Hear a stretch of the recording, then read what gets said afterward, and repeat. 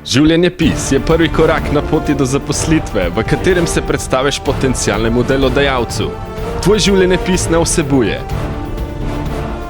osebne podatke, zaposlitvene cilje, izobraževanje, delovne izkušnje,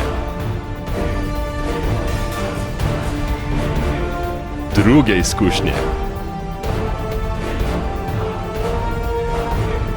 dodatna usposabljanja in znanja, veščine, kompetence in dosežke, aktivnosti, interese in hobije, reference,